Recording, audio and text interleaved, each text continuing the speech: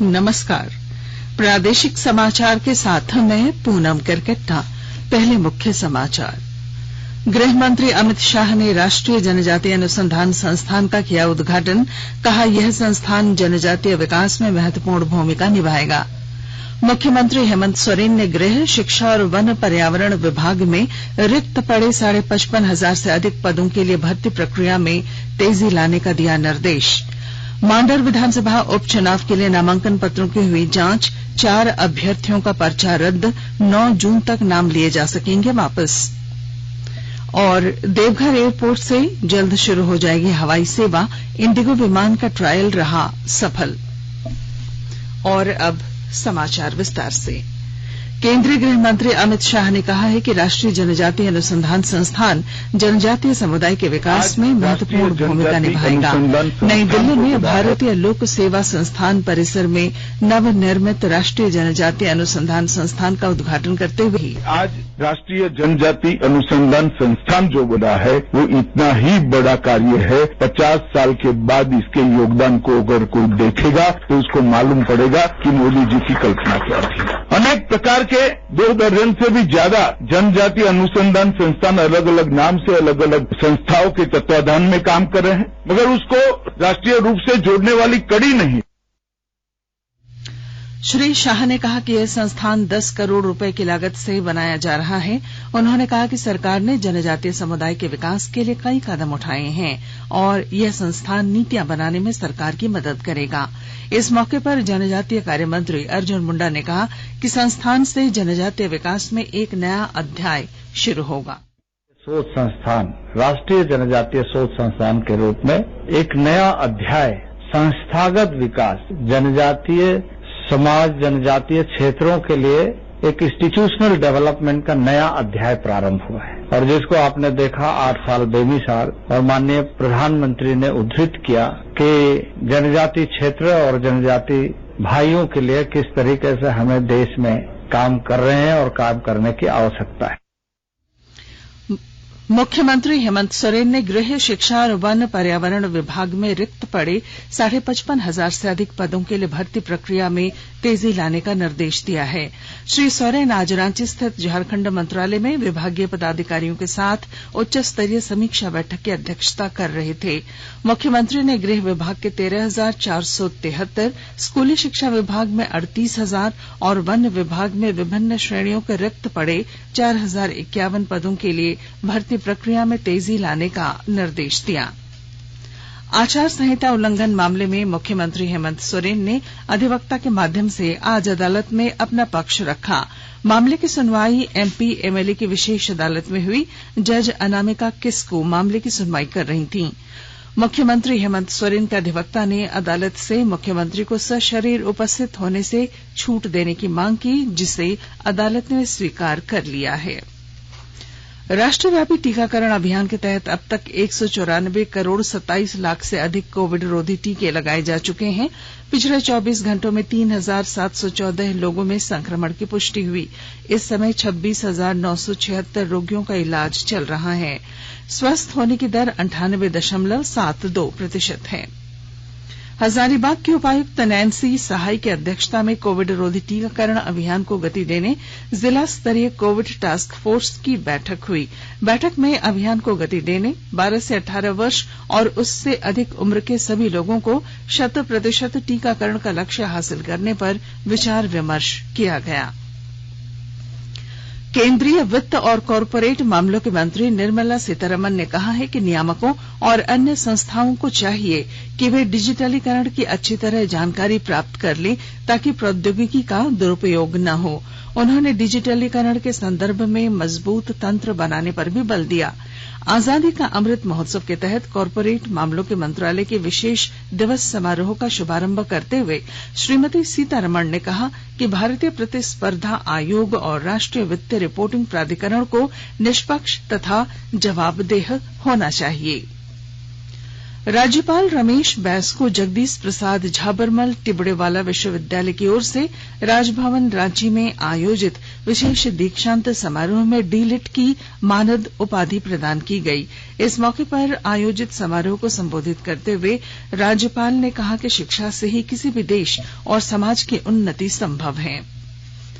7 से 9 जून तक चलने वाले दामोदर स्वच्छता अभियान के तहत निर्दलीय विधायक सरयू राय ने आज बोकारो के पचौरा बस्ती का दौरा किया। उन्होंने ये शिकायत मिली थी कि बोकारो स्टील प्लांट के द्वारा केमिकल युक्त गंदा पानी बस्ती से होते हुए दामोदर में गिराया जा रहा है। श्री राय ने इस पर गहन चिंता जताते हुए बताया कि पानी का सैंपल ले लिया गया है और इसकी जांच कराई जाएगी। Dedicated freight corridor corporation of India limited की कोलकाता की एक टीम ने कल धनबाद स्टेशन पर होने वाले बदलाव को लेकर मार्किंग की। इसके बाद महाप्रबंधक अनुपम शर्मा के साथ पावर पॉइंट प्रेजेंटेशन के माध्यम से धनबाद स्टेशन और उसके आसपास फ्रेट कॉरिडोर निर्माण के दौरान होने वाले बदलावों पर बातचीत की गई। धनबाद होकर गुजरने वाले पूर्वी डेडिकेटेड फ्रेट कॉरिडोर की जद में स्टेशन बिल्डिंग से लेकर रेलवे के ज्यादातर दफ्तर आएंगे। फ्रेट कॉरिडोर की लाइन बिछाने के लिए स्टेशन बिल्डिंग के बड़े हिस्से में भी बदलाव होगा। आकाशवाणी के ताजा तरीन समाचारों के लिए आप हमारी वेबसाइट newsonair.com पर लॉग ऑन कर सकते हैं। ताजा समाचार Twitter handle @AIR News Alerts और Facebook page all India radio news पर भी उपलब्ध हैं। आप प्रादेशिक समाचार एकांश के ट्विटर हैंडल @AIR News _ और फेसबुक इंस्टाग्राम पेज तथा YouTube channel AIR News Ranchi पर भी हमारे बुलेटिन सुन सकते हैं। प्रादेशिक समाचार आप आकाशवाणी रांची से सुन रहे हैं और अब पेश हैं कोरोना से बचाव के कुछ संदेश। चलो मिलकर एक शुरुआत करें, चलो एक फैसला आज करें, मास्क नहीं तो टोकेंगे, कोरोना को रोकेंगे, चलो इस वादा करते हैं, चलो इस वादा करते हैं, मास्क नहीं तो टोकेंगे, कोरोना को रोकेंगे। भारत सरकार द्वारा जनहित में जारी। कोविड-19 से बचाव और सुरक्षित रहने के 3 उपाय। मास्क लगाएं, 2 गज दूरी है जरूरी, सुरक्षित दूरी रखें, हाथ और मुंह साफ रखें। प्रादेशिक समाचार में आपका फिर स्वागत है। मांडर विधानसभा उपचुनाव के लिए आज नामांकन पत्रों की जांच हुई। नामांकन जांच के क्रम में 4 अभ्यर्थियों का पर्चा रद्द कर दिया गया। इनमें गुलाबी कुमारी, विश्राम उरांव, विकास ज्योति उरांव और चाइना मिंज शामिल हैं, जबकि अन्य सभी 15 अभ्यर्थियों का पर्चा सही पाया गया। अभ्यर्थी 9 जून तक नामांकन वापस ले सकेंगे। 23 जून को मतदान और 26 जून को मतगणना की तिथि निर्धारित है। बोकारो स्टील प्लांट में नौकरी दिलाने के नाम पर पैसा ठगने और पैसा वापस मांगने पर गोली मारकर घायल कर देने के मामले में अपर सत्र न्यायाधीश चतुर्थ योगेश कुमार सिंह की अदालत ने अभियुक्त मोहम्मद अब्दुल सहीम को उम्र कैद की सजा सुनाई है। अदालत ने आरोपी पर 55,000 रुपए का जुर्माना भी लगाया है। सावन से पहले कभी भी देवघर एयरपोर्ट से हवाई जहाज की सेवा शुरू हो जाएगी। एयरपोर्ट ऑपरेशन के लिए पूरी तरह से तैयार है। आज 320A इंडिगो विमान से देवघर एयरपोर्ट से ट्रायल फ्लाइट के तौर पर 3 बार से अधिक लैंडिंग और टेक ऑफ किया गया।